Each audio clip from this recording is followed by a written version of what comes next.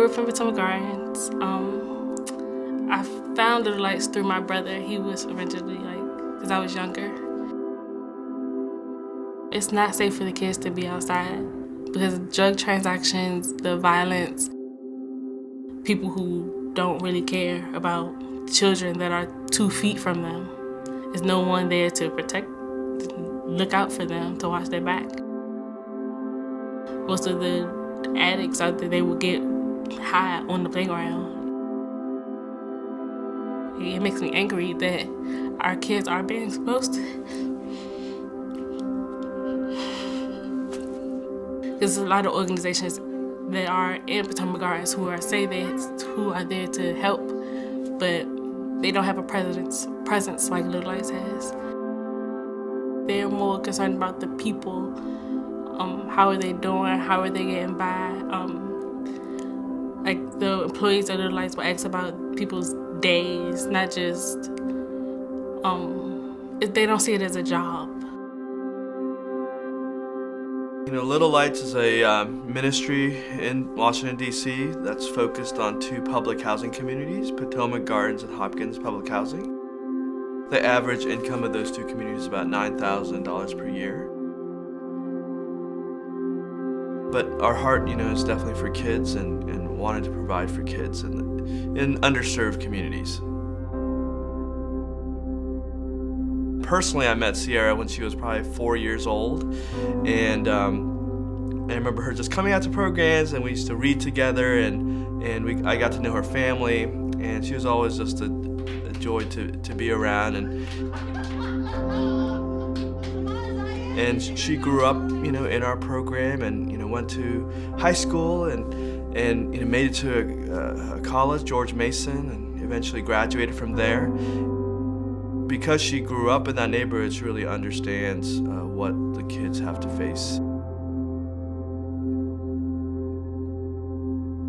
Little Lights was there, and the people were there. It's just knowing that I had that support, and that if I need anything, I had people that I can call and that I can count on.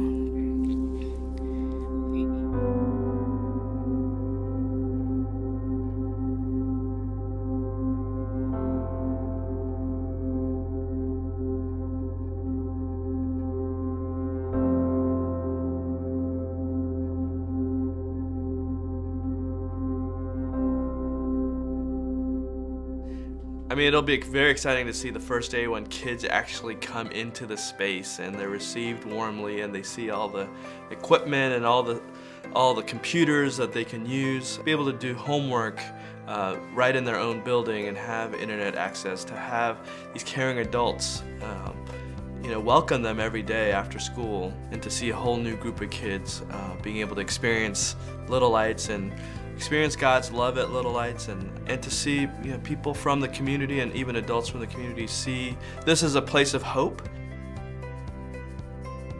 I think a lot of times the people who live in public housing have a sense of abandonment, that people don't care about them and the city doesn't care, or the residents in the surrounding neighborhood don't care. Having Little Lights committed there and seeing people really dedicated to serving and being in the community will provide hope, for that community. So the challenge is always having enough resources to provide that high level of quality, because we feel like that's what the kids really need. They need year-round programs with great intensity, at least 4 days a week. That's why we're committed to being around a long time, and we want to reach more kids and more families and eventually more neighborhoods. We don't want to see generations of kids and youth suffer and not succeed. We want them to have as much opportunity as any of us did. There's a lot of young people in our city who are really dying without hope, feeling hopeless, and they don't see hope for the future. And they just live for today because they don't see a future for themselves.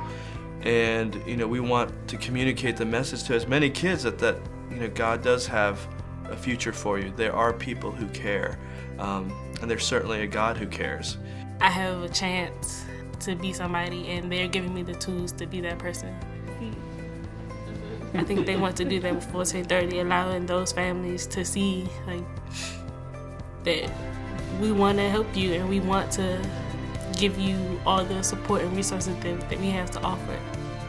I think of it as Little Lights extending their reach to more families and more children.